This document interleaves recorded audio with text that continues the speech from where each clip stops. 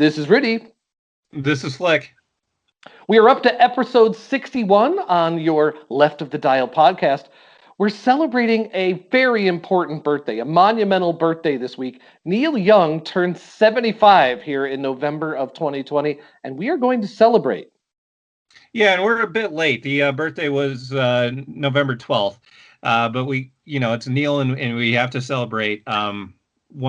Certainly one of my all-time favorites, one of the biggest. He's Washington on Mount Rushmore or Lincoln. He's one of the very big ones for me. I'm not sure which president he would be, but his birthday was November 12th, so we're a little bit late. We gotta do it big. Yeah, I'm guessing he's heard old man jokes since he was like 25. So turning 75, it has to actually be a great source of pain for him to have to hear the jokes about old man. There are very few old men who've been making music as long as he has who still can bring it. And that's really the reason I think we want to celebrate. So we want to celebrate that he might be an old man on the calendar, but loads of other artists to this day, even the young artists, still love his stuff. There's tons of great covers out there. He really has a living catalog, and we will celebrate it next. Neil Young Covers for Lovers, coming up on Left of the Dial, episode 61.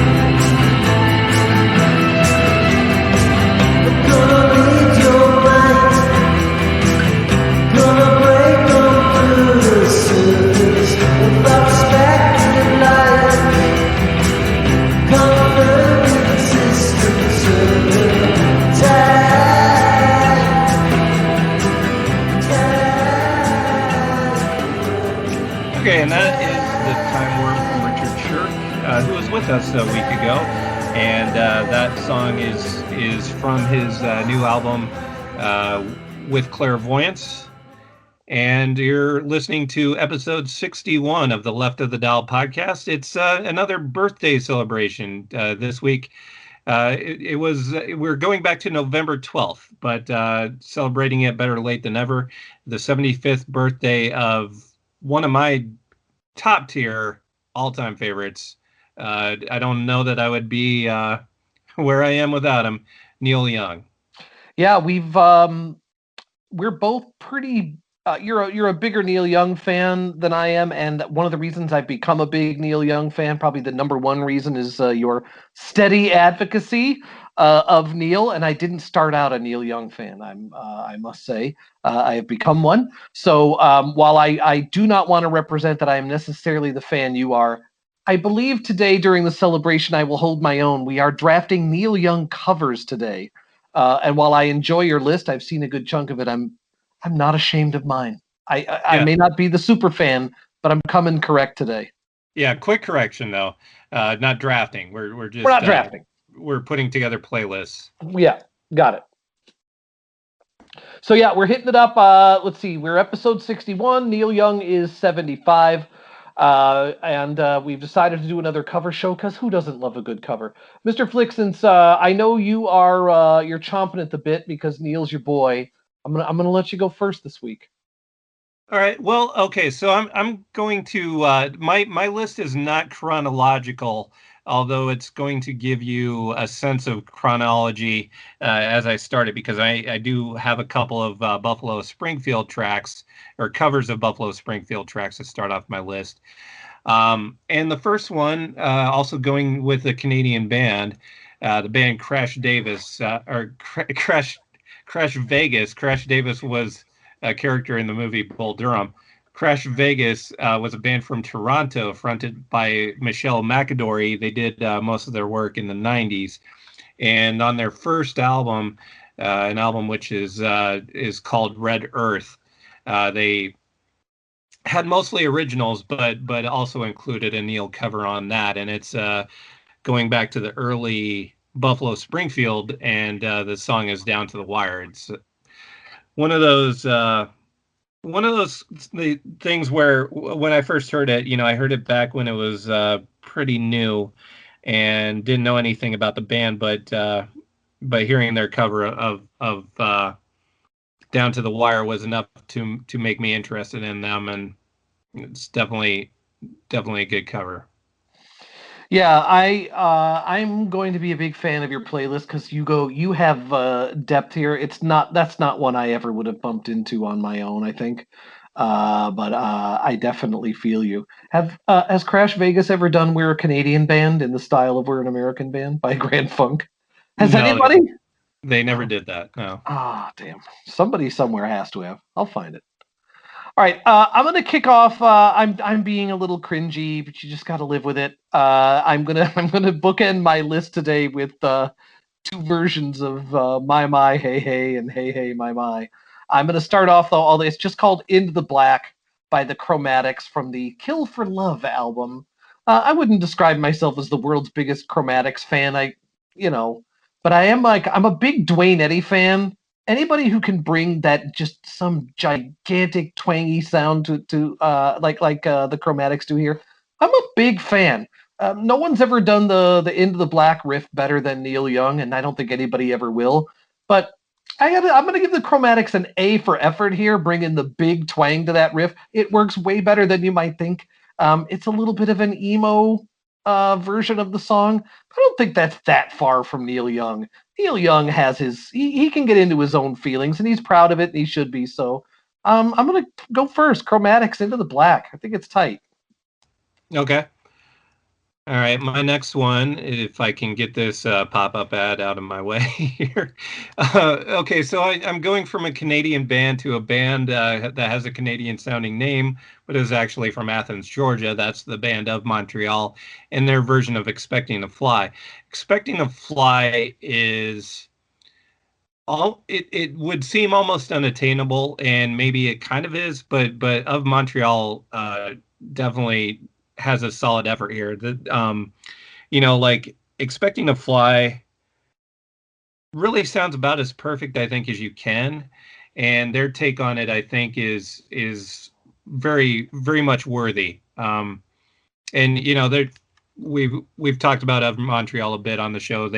Covers are about as big as a part of who they are as their originals are, and I think this is one of their best efforts.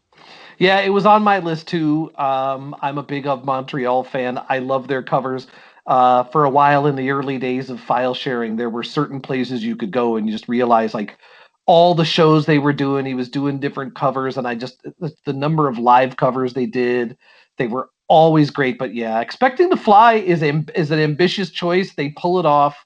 Again, I probably there's not much by Of Montreal that I don't enjoy, especially on the covers front. So yeah, it's an easy pick in some respects, but if you're not a big of Montreal fan, I'm just again I know we talk about them, but we talk about them because I think they're really good.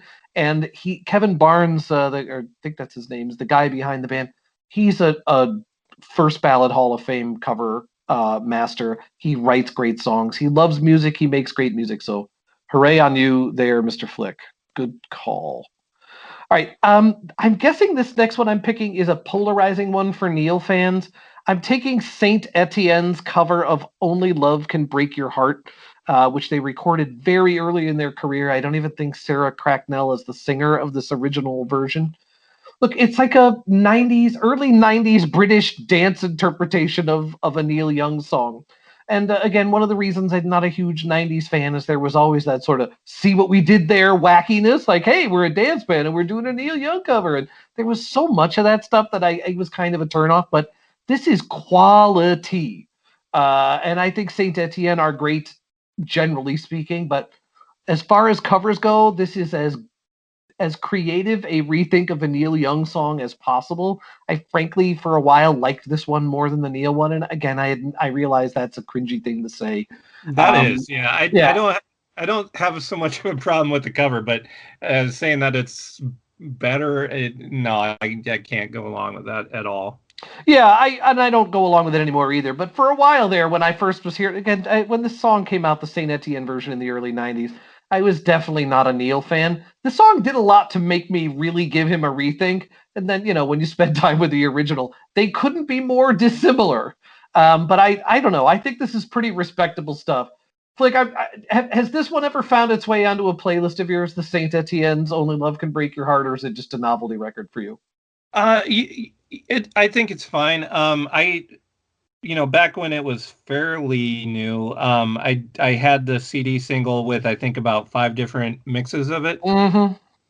And yeah, I mean it's I like hearing Neil covers that are more left field covers, and so I appreciate it on that level. I think if I'm going to pick nits on it,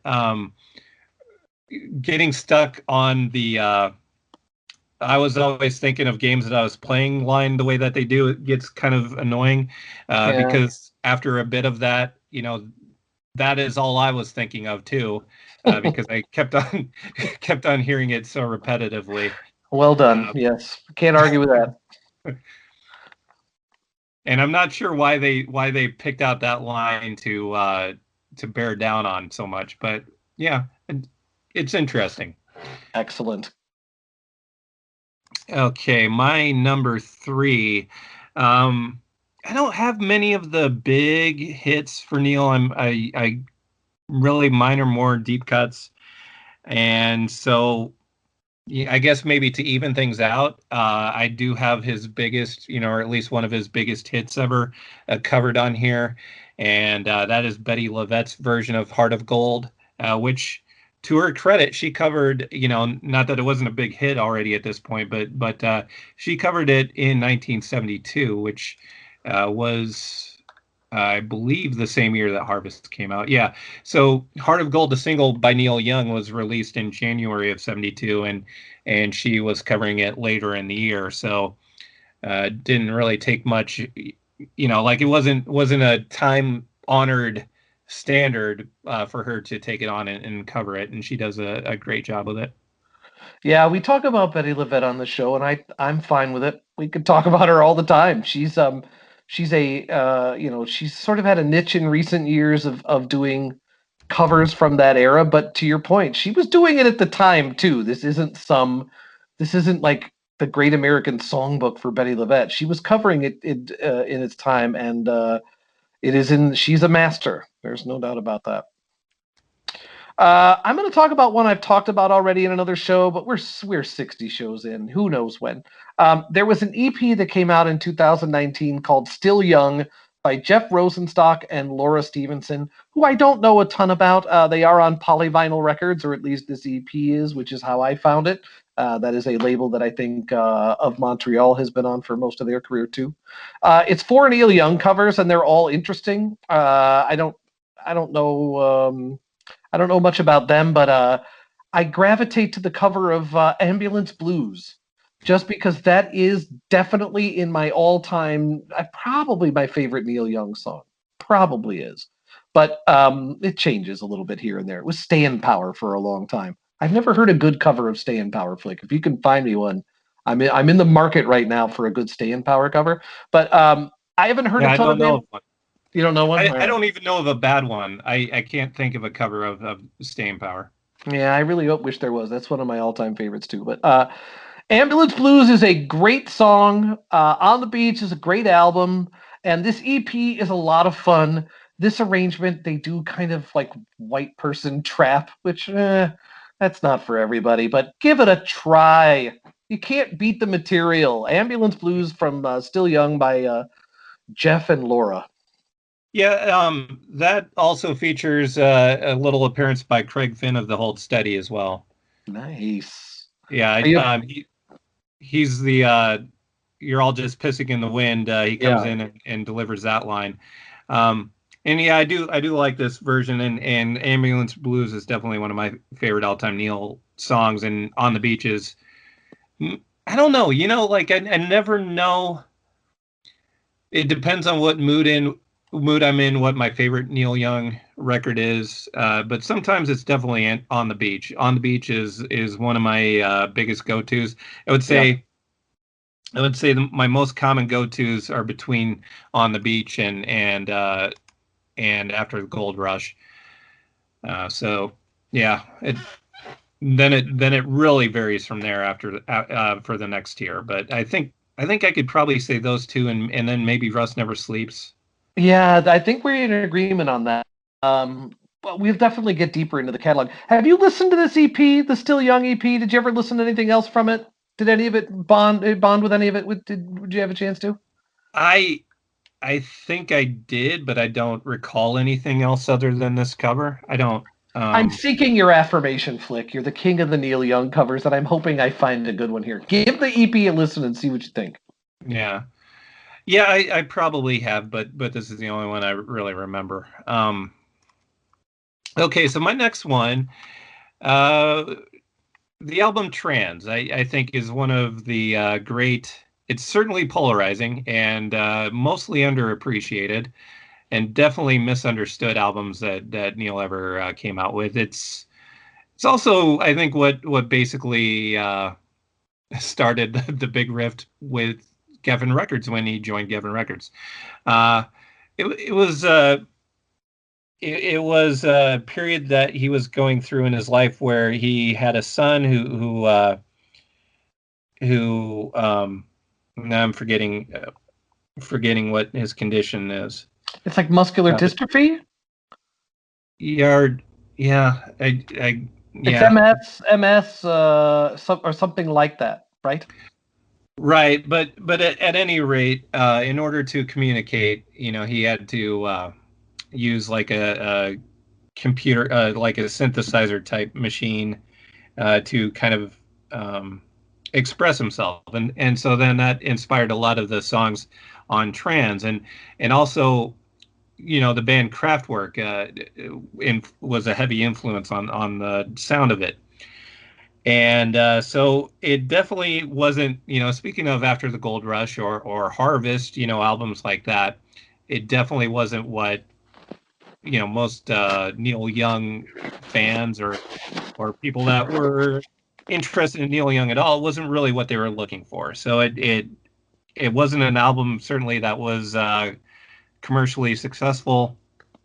And to this day, it's an album that I think most people just kind of disregard, but I think it's so much better than that. Like I think it's a very interesting album. And then at any rate, it also gives me or gave me one of the Neil Young covers that I can say I even like maybe a little bit more than Neil's version of it. It's Ooh. not very common. It's almost unheard of, really. But Sonic Youth's version of Computer Age, uh, I think is that because not so much that I was against the synthesizers on the album Trans or anything like that. I'm totally fine with it, but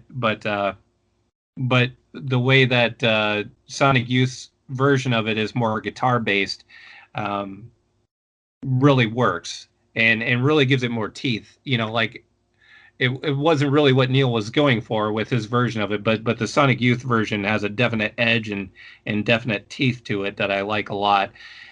And it was featured on the album The Bridge, which was a tribute album before tribute albums just basically got bastardized. And we're going back to, I think, probably 1989 with it, and Caroline Records put it out, The Bridge, and it was just a great collection of bands that weren't household names at that point, but a lot of them became household names. Sonic Youth, of course, Flaming Lips, Dinosaur Jr., Soul Asylum. I'm leaving out tons of good ones. Nick Cave and the Bad Seeds, Yep. Victoria Williams. Is just a great collection of artists, great collection of songs, and it's too bad. It's too bad tribute albums didn't stay on this type of level. Yeah. I mean, let's be honest. Sonic Youth is the only way Geffen Records ever really got to be cool again. You know what I mean? Like, once Geffen sued Neil Young for not being enough like Neil Young, like, I gotta think that did not do much for their standing in the artistic community. It basically made him a laughing stock even in popular culture. I think eventually Geffen Records signed, or David DGC signed Sonic Youth, and once Sonic Youth signs, to Geffen, They get Nirvana to sign. They basically get a ton of bands then come to Geffen. So in a way, they're kind of connected by the Trans record that way too, which is again, I've always respected Neil Young. I didn't always like him as much as I respected him. Trans is a really ambitious thing to do, especially for him at that time. Most of his Geffen stuff is really ambitious. I've always respected that. Now, I happen to like him now as much as I respect him. But at the time, yeah, I mean, how old were you when Trans came out? It was like, what that's at, like 1986, 1985, somewhere in there? Well, I think it was 1982, so I was 82. barely anything at all. But yeah, I mean it. Like Trans was an album that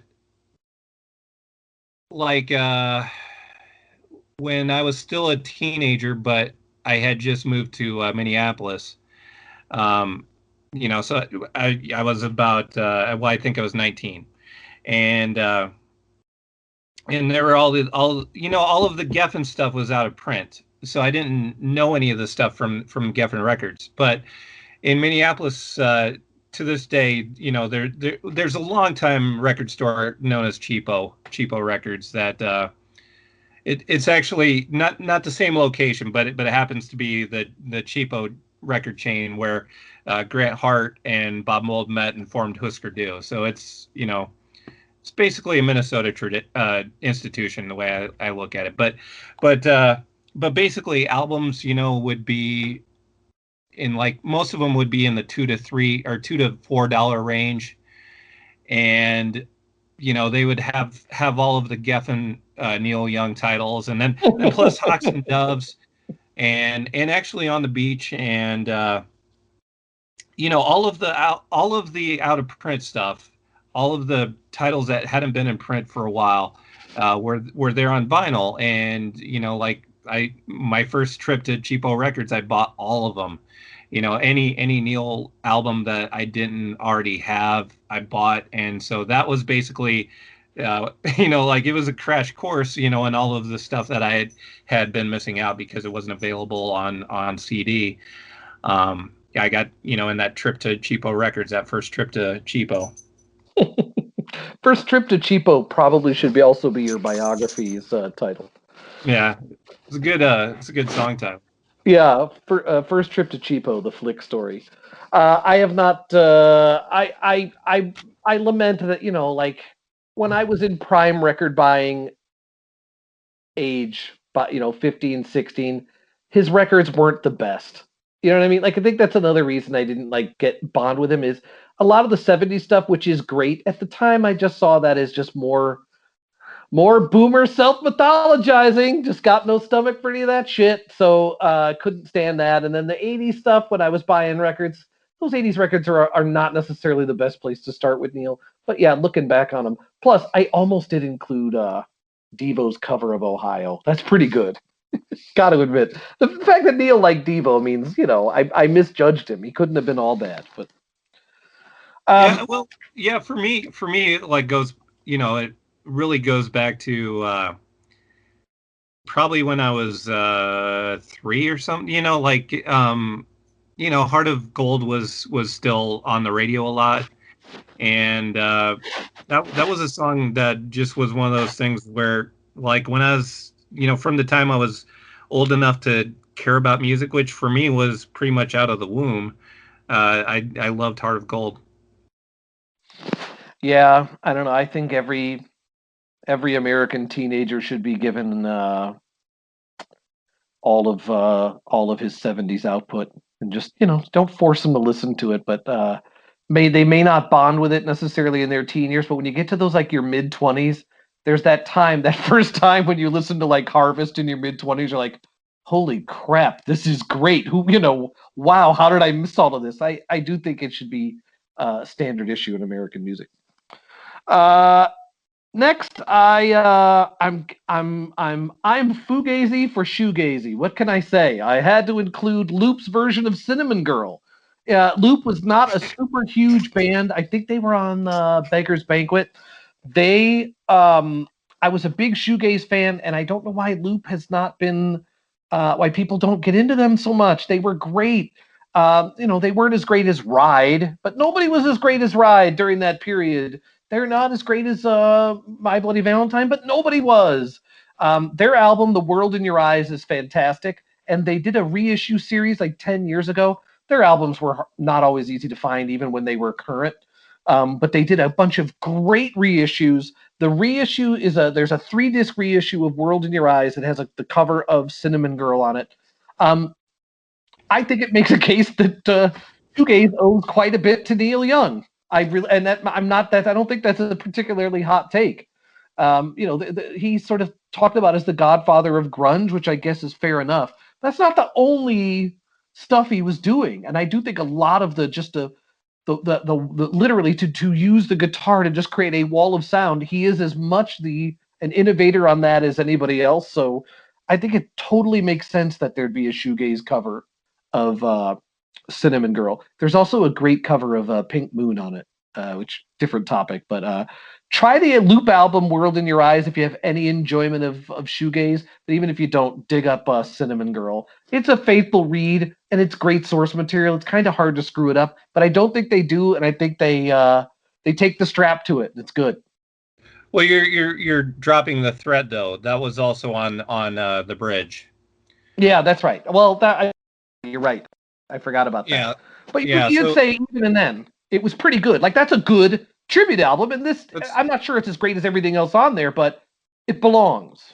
Yeah, and by the way, I was correct about that. It's 1989 and in Caroline Records, so that was all from memory. But yeah, it is a great collection, and it's just before basically that idea of the tribute album was taken and just kind of turned into something that kind of, I don't know. I guess even the bad tribute albums I enjoy to some extent, but I wish they could have stayed like this. Yeah, the streaming music era, I'm fine with it. I think the reason I agree with you is like when it was back in the 80s and 90s when you actually had to buy these tribute albums to get the songs from your favorite band, there's nothing worse than having to shell out like $20 for some compilation album that is 90% crud, and most of these tribute albums ended up being that. So thank goodness for music streaming. I love it. It allows you to make the best tribute albums in the world out of all the crappy ones out there. It's a very exciting time. Yeah, well, that was the great thing about going to Amoeba for me when I got the chance was picking up all of those used tribute albums for like a couple bucks each. Yeah, that was where I was like cleaning up, because that was the nice price. That was the correct price for some of those junk tribute albums. Yeah, I was just in Amoeba, or I haven't been in Amoeba in a little while, but every time I go, there is always in the clearance section. There are always plenty of old tribute albums to choose from for a buck. I think it's something that generations can hand to other generations. Good times. Okay, so I'm continuing with my love of trance. This is by a Russian band called Joie Noire. French name, Russian band, and their version of Sample and Hold. Sample and Hold, I think, is probably one of the only Neil songs that you could pretty much class as a dance song, and definitely on this version of it, you can certainly I don't know, what do the kids say? It's what the kids say. Yeah, I don't know what the kids say, but there has to be some kind of expression for going out to the club and dancing. But you can certainly do that to this song, whatever the word might be. You could cut a rug to this Neil Young song. You can't say that about every Neil Young song. Yeah, that's what the kids say. Yeah. Well, I mean, 70 years ago. I'm not going to disagree with you. I will check that one out. You mentioned the Nick Cave cover before, and I want to speak in its favor, even though to a Neil Young purist, it has some mistakes, doesn't it, Flick? There are some things about Neil Young's Nick Cave's cover of Helpless that make you not like it. Am I right? Yeah, because he botches the lyrics. Oh, he can't botch the lyrics. He's Nick Cave. Yeah, he can. If he sings it, if he sings it, it's right. Uh, Not always. all right. Well, you're gonna have to take it up with Nick Cave, and I wouldn't do that. He's irascible. Because I know how you feel about it, and because I don't want to over-reference the same tribute album over and over again, I didn't pick his cover of "Helpless" for this list. Instead, I took Buffy Sainte-Marie's version of "Helpless." Buffy Sainte-Marie. I don't think I like. I'm sad she's not more well known. She has done some great stuff in her career. Better Find Out for Yourself is one of my favorites. She's done a ton of really, really good stuff. And I know we don't like this to use this as, but like Helpless is in the top 5 songs she gets streamed on Spotify. So I'm not alone. Someone else out there is digging her cover of Helpless, but she's great. All right, since you brought it up, I'm going to find out. I'm going to investigate why that might be. But I will say that I think this is a better version than the Nick Cave version, and it's not just because he botches the lyrics either. It's just a better version. All right. Well, I do take your word on this because you are the subject matter expert here. But give Nick a break, man. Nick is a master of covers, and I think "Helpless" is one of them. But I won't push my luck. Okay. Yeah, but that is a good version of "Helpless." I will say. Okay, so my next one, Linda Ronstadt, of course, covers are basically her modus operandi, and she's great at it. She's really one of, I think, the all-timers at it. And she covered Neil a lot, and they're all really pretty good. I took Look Out for My Love because it's a song I feel like should have been covered more, and I really like her version of it. Although, kind of along the lines of Nick Cave, she doesn't botch any lyrics, but she does leave out an entire verse here. But it still works fine for me. And it's let me see. It's from the album Mad Love, which I don't really know that much about as an album. It has How Do I Make You, which is probably the only other song from it. Well, and her and Hurt So Bad. So I think that's kind of it. That those are the only ones I know.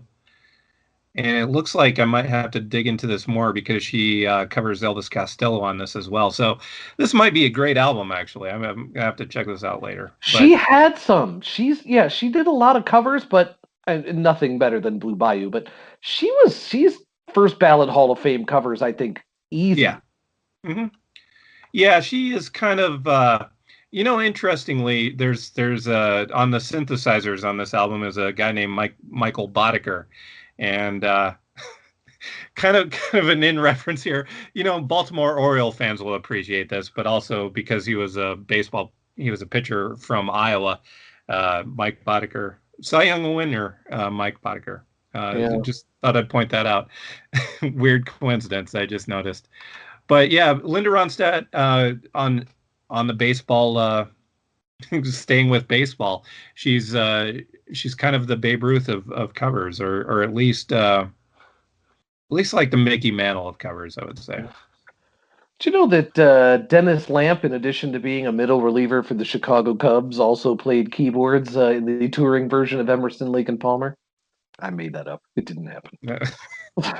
Well, I'm sure this is not the same Mike Boddicker, but it's interesting that there's somebody named Mike Boddicker playing synthesizers on this. Indeed. All right, I'm going to, speaking of synthesizers, I'm going to pick Roxy Music next from the Heart Still Beating compilation, which is live. And I don't know if it's, let me make sure it's really a compilation.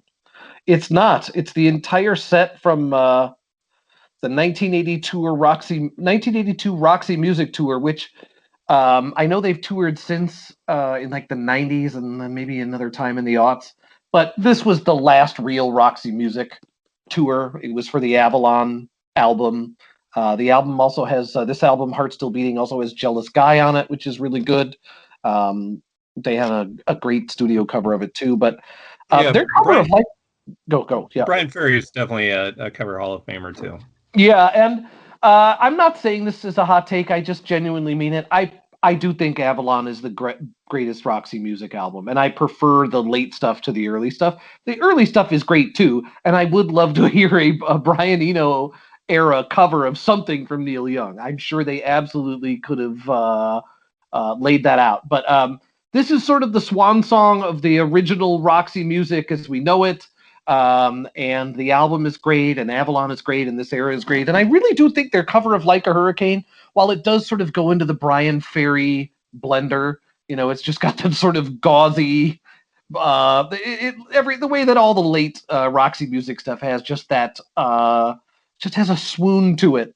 And I don't necessarily think that that's exactly what Neil Young had in mind, but there's no way he wouldn't be a fan of this, because Roxy Music is one of the great performing bands, great musicianship, and clearly they love Neil Young. I think Neil Young has to be like, what artist is more popular with other artists than Neil Young? I can't, you know what I mean? Like, I'm sure like Paul McCartney is more revered, but like every artist loves Neil Young, and that's why covers are such a good thing for him. Is even Roxy Music, who always sort of had a lot of attitude, you know what I mean? Like, especially at the end, where they just lots and lots of like they were above everything, and they do a very, very loving treatment here, I think, of Like a Hurricane.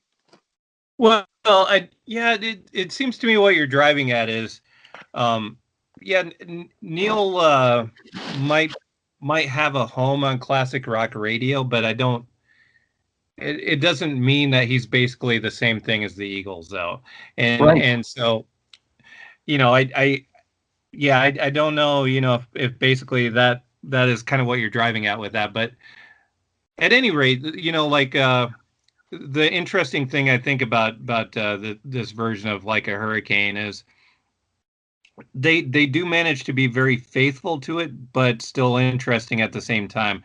I think a lot of Neil covers that I've come across are faithful to the point of not being that interesting because, like I said, most of them aren't going to really outdo the originals to me. So the best thing they can do is be interesting enough for me to listen to them as well as listen to the originals. And this is a case where I think both things can be true, where this is faithful and still interesting enough for me to want to listen to it on its own, Yeah, it's reverent without being slavishly like imitative. It's done with the spirit of the original in mind, but it's Roxy Music still doing stuff that Roxy Music's only really good at. And you did hit on the right point for me, which is just Neil Young is one of the. It's not like Ted Nugent, where like it's like it's not like people outside of classic rock are like, well, I really respect Ted Nugent. It's not like that. Neil Young really is one of the classic rock acts that you would expect to find in almost anybody's record collection if they have taste, right? Like listening to stuff like Tell Me Why or On the Weekend and stuff. Anybody who loves music is going to love stuff like that. So you're right. Neil Young is sort of lumped in with classic rock, but I think he's really beloved by pretty much anybody who likes music with guitar in it, and is very few artists as revered as he is. Yeah. Okay, so for my next one, I have to get an update from you. So is Jason and the Scorchers still on your list? Yeah, it's still there. We can do that one next. Okay. All right. So I'll hold off for one on that. I'm gonna go ahead and put these two songs together on my list because they're both by the Pixies, or Pixies as the kids say, and I don't know if they were both. So this goes back to The Bridge again, that tribute album on Caroline Records. I don't know if both of these were intended for it. One of them ended up on it. One of them ended up as a B-side. And the one that made it on the album was Winter Long. The other one is I've Been Waiting for You. Winter Long, both of these are really interesting choices because Winter Long was a song that was on Decade, didn't end up being on any of the albums proper, but was on Decade. And really one of my all-time favorite songs. And, according to Frank Black, it was a song that he, at one time in his life, would listen to at least once every day for a long stretch of time. And I totally love that. And then their version of "I've Been Waiting for You." We've already covered Trans quite a bit, and that's a song that, or an album that is kind of out of characteristic sound wise, sonically for Neil. I think kind of almost on that same level. His self-titled debut is sonically so far, very different from his others because it's more of a studio creation than anything I think he ever did after that. But there are some interesting songs there, and I don't think that it really when he finished when he completed that album, that really was the direction that he wanted to go anymore. But the songs are there as always, and the Pixies version of "I've Been Waiting for You" is one of the unfortunately rare examples of a Kim Deal lead vocal, and she does a great job on it. Yeah, I mean, I do think that's one of the reasons Winterlong is good, is because it's not a duet, right? Or is it? Well, yeah, it is a twin lead vocal, really. Yeah, she's great at that too. Mhm. And she covered Lord of the Thighs with the Breeders, so she's first ballot Hall of Fame just for that. You're right. I debated putting that on there, but I thought there was almost no chance that you wouldn't have at least one of the Pixies covers on, so I got a little lazy and let you do the work. Sorry, Flick.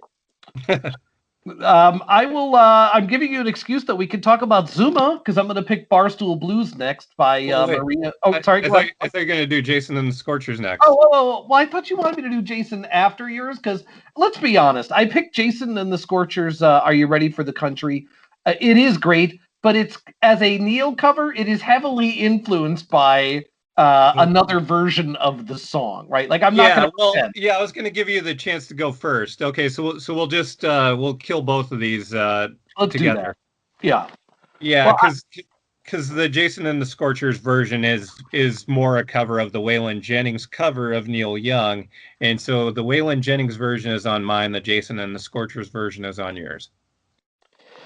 yeah, and I don't think. Look, your point is well taken. That like Jason the Scorcher's version of "Are You Ready for the Country" definitely leans heavily on other arrangement ideas than Neil Young's original. But Jason the Scorchers were the real deal. They're real. I still think we could do a cowpunk show one of these days, and it would be a perfect time to talk more about Jason and the Scorchers. Their cover is also reverent to Neil to some extent. Like it's a bit of a parody of itself because Jason and the Scorchers were more country than even country was at that point. You know what I mean? Like it definitely is like a country-ish cover, but I don't know, it's organic, it's real, and I do think that's the essential characteristic of the original. All right. Well, yeah. Okay. So then it's my turn again. Oh yeah. Okay. It's hard to sort that out when I we're get we're, it. we're both kind of doing one at the same time. Okay. So and who ended up with custody of the Paul Weller song? I did. Okay. All right. Cool. Okay. So my next one is Pocahontas. Johnny Cash covered Pocahontas during the later part of his career. Uh, some people like to call that the Rick Rubin era. I happen to think Rick Rubin is kind of a douche, so I don't don't necessarily call it that. But but it was a very good era for Johnny Cash, and he did the choice in material was stellar as always. And yeah, not the only great version of Pocahontas, but really Johnny Cash doing it is kind of hard to top, and it was something that was only available, like it didn't make any of the American Recordings albums. It just ended up on the box set of unreleased material. Which is amazing when you think about it, right? Like the fact that they had that recording sitting around and just couldn't find a place on an album just points to what kind of material they had to work with. Yeah. So, how do you feel about the Hitchhiker record from Neil that came out a couple of years back, which is like again, Pocahontas, the arrangement that Johnny Cash does, I don't think is dramatically out of the spirit of the original, but that version of Pocahontas on Hitchhiker, I think, is different. Like it definitely like Johnny Cash sort of sits in the middle of the two Neil Young versions, the two studio Neil Young versions, or at least I feel like they Well, do. What you so think of Hitchhiker? the Hitchhiker version might technically be the original, I think. Yeah. Uh, yeah, I don't know exactly when that would have been recorded, but I think that was probably before the Rust Never. Well, of course it was because Rust Never. Yeah, of course it. Of course that's the original. So technically, the Hitchhiker version came first. I definitely like. It's hard not to go with the Rust Never Sleeps version because I think he stumbled on the perfect arrangement of it. Yeah, it's tough. Because Johnny, you got to give Johnny Cash did a great job with his arrangement. I really like the version from Hitchhiker. I wouldn't say it's better, and in a way, it's still both versions he put out are really just him. You know what I mean? Like if you like Neil Young, you're gonna like both of them. But it really struck me that that version from Hitchhiker. And yeah, who can argue about the Johnny Cash? All right, I am gonna do Zuma now. I'm gonna do Maria Oh, McKee. Go go go. okay, yeah, never mind. I thought I had an update on when that Hitchhiker version was recorded, but I'll get back to you. All righty. Zuma, we've talked about this before when I would describe my interest in Neil Young to be much more advanced on his solo stuff than his Crazy Horse stuff. And that's changed a lot over time, especially with stuff like Rust Never Sleeps, which is just unbelievable. And I actually like Greendale too. And I was surprised to read that there aren't a lot of fans of Greendale. I think it's sort of impenetrable as a concept album, but I have my moments with Crazy Horse. Zuma, though, I would say is by far my favorite. I also am a big Maria McKee fan, and I like Lone Justice quite a bit. I love. I also love Tom Petty's cover of what I can't remember what the Lone Justice song is. You ain't afraid to let me have it. Ways to be Wicked. So Maria McKee is like great. She's great on her own. She's a great singer. She's a great musician, and her choice of material here. It happens to fall into my sweet spot with Neil, although the arrangement is interesting. Barstool Blues from her album Peddlin' Dreams. Yeah, I think that's I wonder how that choice came together because you think of Barstool Blues, like the original Zuma version, is very much a bar band type sound to it, with Crazy Horse, and to take that and just strip that down to just piano, when it's a song, kind of, like I don't know, the feel of it definitely on the Zuma version is somebody not only in a bar but had a few too many at the bar, and this is very much a different direction for that thematically. Yeah, she can do no wrong, I think, in most instances where I've heard her, so I'm not Yeah. surprised she came up with something interesting, but it's definitely novel, no doubt.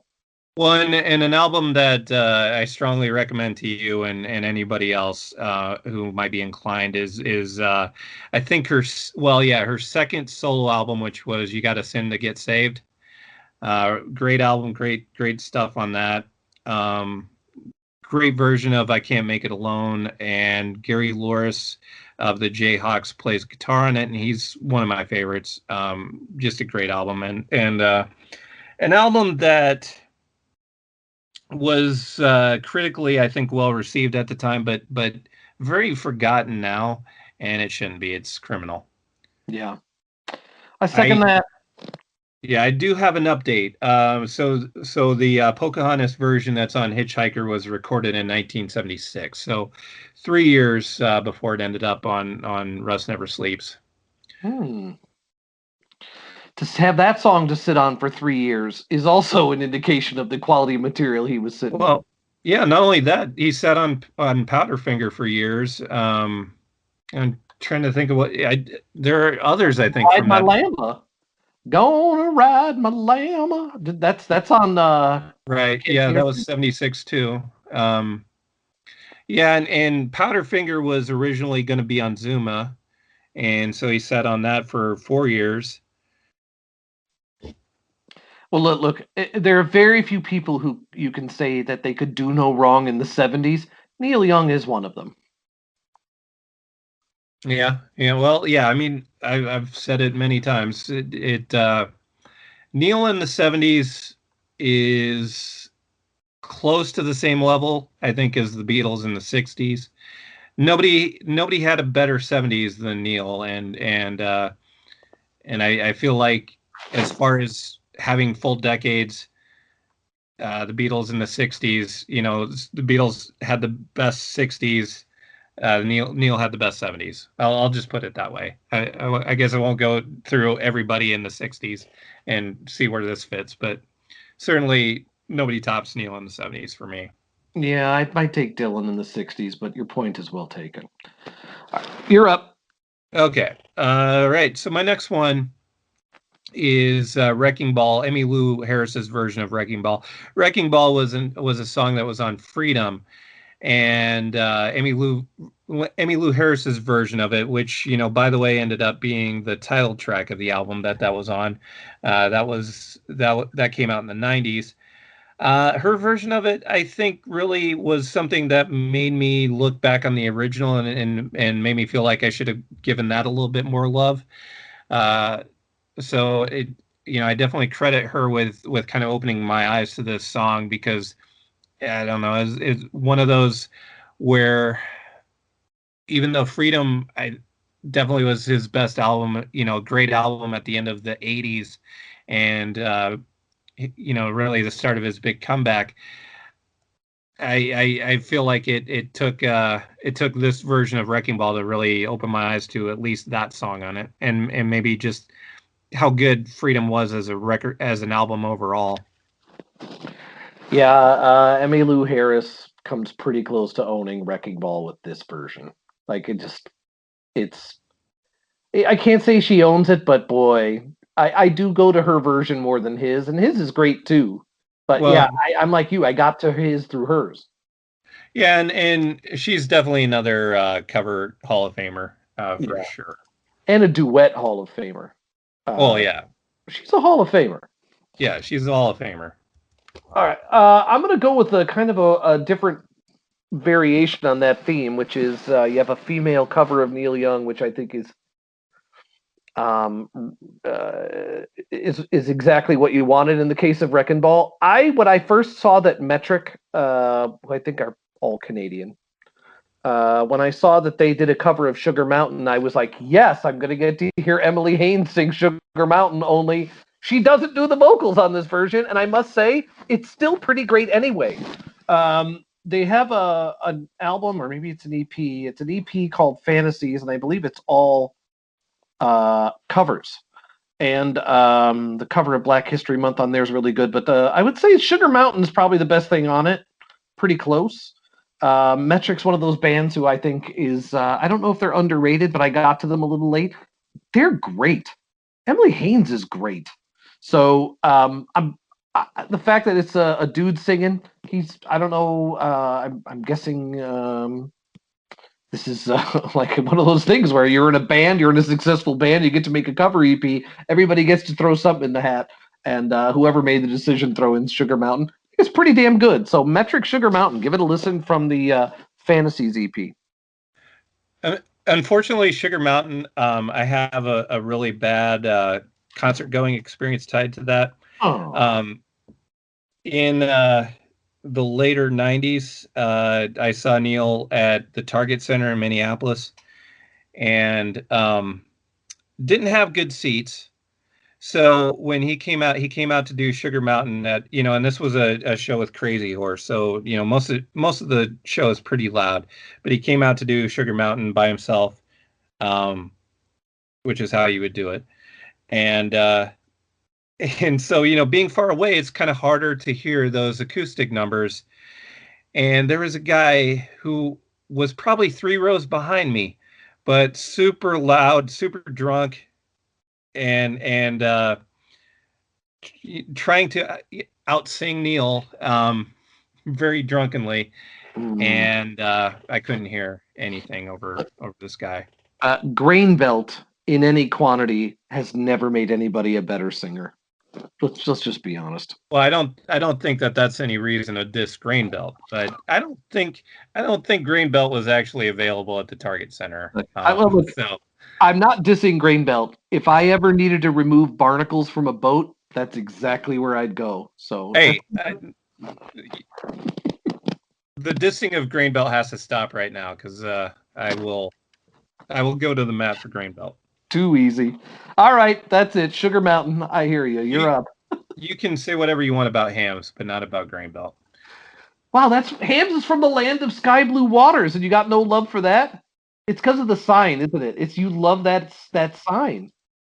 I do love the Hams. All of the the paraphernalia and you know all of that stuff along with Hams is great.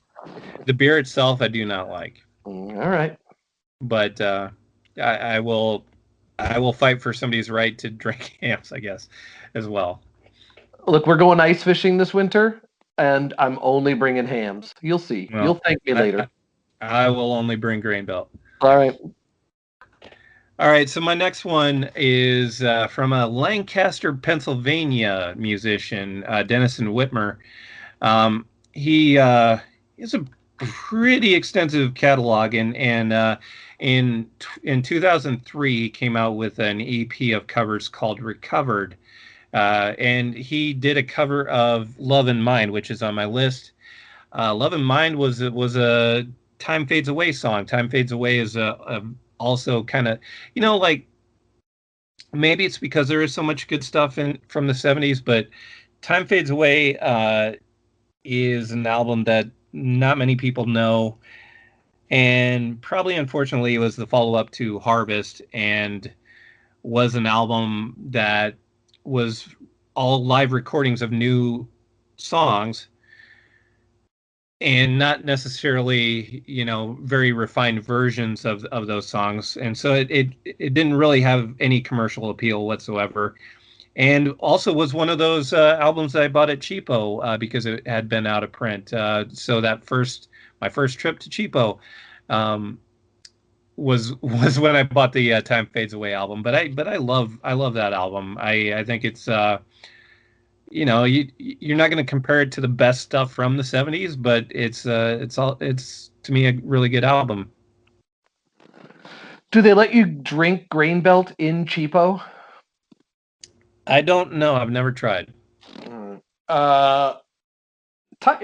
Be fair on Time Fades Away. That album has been like out of print up until what, like 2 years ago? Yeah. It was hard to find. I don't remember. In fact, I didn't own it until this vinyl reissue came out. That's the first copy I've ever held in my hand. But so did Neil have a problem with it? Like, why? I mean, again, it's his music. He can do whatever he wants with it. I'm not complaining. He is a little bit over the top in his management of his catalog, in my opinion. But my opinion doesn't matter here because it's his catalog. He can do whatever he wants. What's the deal with that record? Yeah, it's hard to say because I think he probably did have a problem, but at the same time, putting out an album like that is all him. It's very characteristic of what he does. You know, he's not somebody that is interested in doing 1,000 takes of something. So an album where you know it might have been like maybe even the first time they ever played a song live, and then it ends up being on an album. That's totally Neil. So for him to do that, like putting that album out, had to be very much his decision. I don't think that anybody else would have wanted to do that other than him. But then, maybe he had second thoughts. But at the same time, On the Beach was one of those albums that was out of print for a long time, and that I would say is probably more due to just the fact that a lot of the songs were personal songs. It's like how Homegrown didn't come out until this year, and I think it has a lot to do with he was going through a divorce, and I think a lot of the songs are very personal, very raw emotionally to him. So I don't think the raw emotion has anything to do with Time Fades Away, though. I think it just might be that he wasn't ultimately happy with the quality of it, but totally him, totally characteristic of him to put that album out, I would say. Yeah, I've enjoyed it, and again, I'm late to it, but it's good. Uh, Up next for me, I'm grabbing the Pretenders cover of "Needle and the Damage Done," which I frankly, in addition to being first ballot Hall of Famer on covers, and should be a first ballot Hall of Famer pretty much on anything to do with her career. Chrissie Hynde is a master with other people's songs. I think this is a masterful performance. I don't know when it originally came out. I got it when the Pretenders box set came out, and I remember there's a ton of good covers on there, stuff that I didn't know she necessarily had done. I don't know. I just have a soft spot for Chrissie Hynde. She's never made a bad record. Sometimes she doesn't have as many hit singles on her albums, and sometimes it's harder for her to get sort of heard over the din, but I just pretty much I'll listen to anything she puts out once, and I've gone back and listened to this one quite a bit. I think it's pretty good, and she has standing, right? She's not only is she a rock star, she's a rock star who's dealt the subject matter. I'm not implying she was a junkie or anything like that. I'm saying she was led a rock band which had drug problems. Yeah. So she has standing, and I think her delivery shows that. So I love it. I think it's great. Yeah, and she's somebody that didn't do covers in the big quantities, but always made the right choices in the ones that she did. Mm-hmm. And this is definitely an example of that. And I do like her. I like the way that she did this one. Yeah, can't complain. All right. Well, I'm up to my last one here. We both should be, right? You didn't really talk about Waylon. Well, we did, but it was at the same time as Jason and the Scorchers. So yeah, I might have killed too many extra birds. I'll tell you what. We'll cross talk Paul Weller, because I think the Paul Weller one was on both of our lists too. So yeah, okay. All right. So my last one is another song from the Geffen era, a song that was on Life. And it might have been, I don't know for a fact, but it just seems to me it might have been another song that Neil sat on for a long time, and that's When Your Lonely Heart Breaks. And I have Holly Miranda's version of it on my list. And, well, let me see. I want to pull up some information on Holly Miranda. But I really like her version of it a lot, and I think... yeah, she's from Detroit and does a great version of this. And it's a song that I think, because it is from that Geffen era, I think it's just very underappreciated and overlooked. And so I'm happy that there's somebody out there apparently that kind of feels the same way about this song that I do, and enough to do a cover of it. So I'm going to throw in here, and I'll wind down here with one that we both had on our list. Although I don't know how I got our count off, because I do want to mention I'm throwing in my playlist the Close Lobsters version of Hey Hey My My. It's not entirely reverent, but I love the Close Lobsters, and everybody else should love them. But let's end here. We'll crosstalk our way through. So Paul Weller put out a demo recording from an album in the mid '90s, Stanley Road, which, like, I'm going to be totally honest, I don't really care. I like the Jam a ton, and I tried to like the Style Council, and I know the Style Council just had like some of their catalog reissued with some extras, so I'm going to go back in and give them another try. But I remember most of the Style Council stuff being dreadful, awful, and not fun to listen to. Like everything the Jam weren't, which may have been his point. And I have to say, I don't love a ton of Paul Weller solo stuff. Like, I respect it all, and I hear the craft, and I understand that he can't get up and do Town Called Malice every night for 40 years. Like, I respect what he did, and I respect that he doesn't want to look back, but he was never better than the Jam. I can't be the only one who feels that way. Well, yeah, I think that's the peak for me too. I think there's a bit more attitude in those Jam days that's maybe not as present in the later stuff. Yeah, I mean, I don't have any disrespect for the later stuff, but the Jam is the best, I think. I love the fact that he, in one of his solo records, went and recorded a demo for Out on the Weekend. Like, I don't know how it could have been made much better than what he did with it. Like, it's just him and a song he loves and a guitar. And so that, you're going to get something good out of Paul Weller. I'm not saying you're not.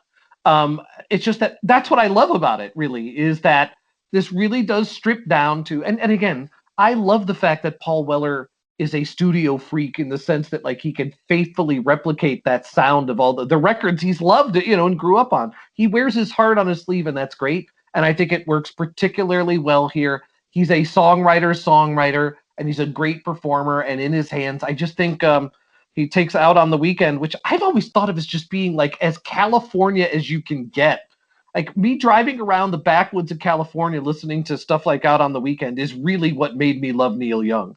I can't disassociate Neil Young from like Northern California, like driving down 84 or just anywhere in like the Central Valley, just finding one of these spots where there's nobody and just having the windows down and listening to that early 70s Neil Young.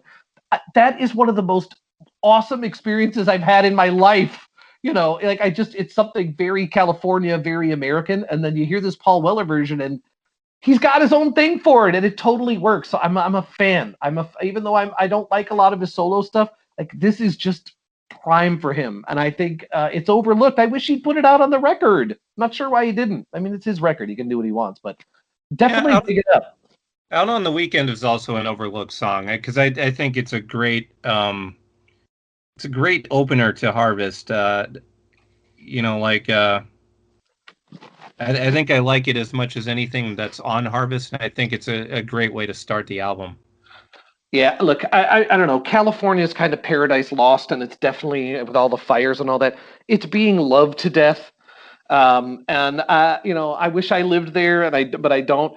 But there's something about the magic of that place, and I know that for people who don't live in California, especially if you're American, there's lots of people who live in America who sort of had California wearing everything under everybody's nose for decades and decades. And there are people who don't like California. I kind of understand it, but when you're there, it is an amazing place. And Neil captured something about California with Harvest, all those early records. And Think I'll Pack It In, Buy a Pickup, Take It Down to LA. Like, if you haven't come home dragging your ass some Friday afternoon from just a hell week at work, and you put that on, like, if that doesn't make you feel better, like, I just don't think you can be reached. You know what I mean? Like, I just think emotionally you're constipated and you need to get out more. Particularly, just go rent a truck, bring a couple Neil Young records along, and go drive the length of California 33 down the Central Valley, and you'll get it. You'll see. It's there's just something about that stuff. And I'm only mentioning this in the context of Paul Weller because it's one of these songs of his that I just associate it with being super California heavy, and Paul Weller doesn't play it that way, and it works really well. Take it down to LA. Yeah, it's also Neil has a lot of songs like this where it's good. I don't know. He has good songs about being in the funk, and he has good songs like this about coming out of the funk, or trying to find your way out of the funk. Yeah, it does have Out on the Weekend does have a little bit more of a depressing edge, I think, in the original one than Paul Weller's cover, but he has a little of that too. I got a thesaurus last Christmas, so there's my chance to use it. I think Paul Weller's version is winsome. Winsome. Well, I see that you're not using the power of the thesaurus for good. Thanks, Auntie, for that, because thesaurus, I got to use winsome. I'll send you a tape. All right, that's a pretty respectable Neil list. You go deep into the catalog. I'm gonna have to go listen to Trans tonight, and I was totally gonna kick back with some Neil records. When we started, I didn't think it was gonna be Trans. I'll be honest with you. I thought it was gonna be On the Beach like it usually is. I might have to. That's a hard left turn, but you've persuaded me. Yeah, that's what I'm here for. I appreciate you. All right, so that's episode 61 in the can. I think by the next time we get together, we'll have. I hope everybody has here in the United States. We're having our Thanksgiving celebration. I understand that 2020 is not a year that many folks want to give thanks for. And I want to be respectful of that because I think that's right. I think 2020 has been a rough year for most people, and I don't expect everybody to like chin up about it. But we are all here. We were able to get together, again this week. There are things to be thankful for. The next time we see you will be after the holiday. Yeah, and this is going to be a holiday where a lot of people are spending the holiday alone, with good reason. Yeah. And so, if you're spending that alone, I know I'll be there with you.